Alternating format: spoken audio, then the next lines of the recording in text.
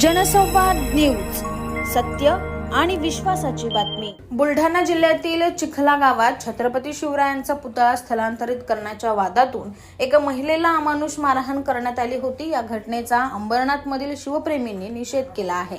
तसंच या प्रकरणातील दोषींवर कठोर कारवाई करण्याची मागणीही करण्यात आली आहे। अंबरनाथमधील छत्रपती शासन शिवप्रेमी मनोज फलके, दिव्यांग सेना आणि माजी नगरसेविका पूनम वारिंगे यांच्या माध्यमातून सोमवारी सायंकाळी छत्रपती शिवाजी महाराज चौकात या घटनेच्या निषेधार्थ हाताला काळ्या फिती बांधून निदर्शन करण्यात आली। यानंतर शिवाजीनगर पोलीस ठाण्यात पोलिसांना निवेदन देण्यात आलं। यामध्ये बुलढाण्याच्या घटनेतील दोषींवर कठोर कारवाईची मागणी करण्यात आली।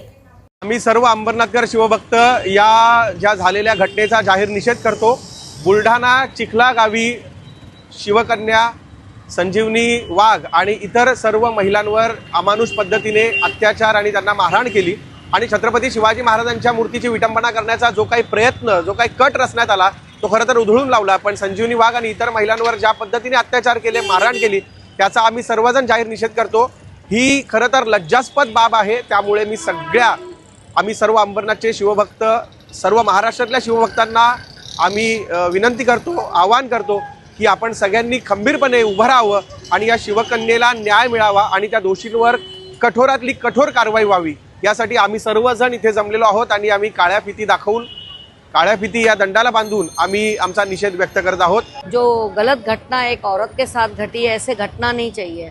वहाँ के जेंट्स जिन्होंने ये काम किया, मैं तो उनको बोलूँगी वो मर्द ही नहीं है जो किसी औरत के आबरू पर हाथ उठाते हैं। और वहाँ पे देखने वाले जो तमाशबीन थे जिन्होंने उस औरत को बेआबरू होते हुए देखा, वो भी मर्दों के गिनती में नहीं आते हैं। हमें अब ये वक्त आना चाहिए कि हम अपने बच्चों को, अपने बेटे, भाई, पति या कोई भी जेंट्स हमारे घर में हो, हमें उनको ये सिखाना चाहिए कि औरत की इज्जत करनी ही चाहिए हमको। बुलढाण्यामध्ये आमच्या संजीवनीताई वाघ यांच्यावरती जे बेअब्रू करण्याचा प्रयत्न केला, परंतु त्यांनी आपल्या अब्रूची पर्वा न करता त्यांनी महाराजांची अस्मिता, महाराजांचं स्मारक आणि तो प्रतिमा कुठेही त्याला बाधा येऊ नये, तिथलं ते स्मारक हटवू नये म्हणून तिने सगळं जीवापाड त्यावरती तिने त्यांचा प्रतिकार केला।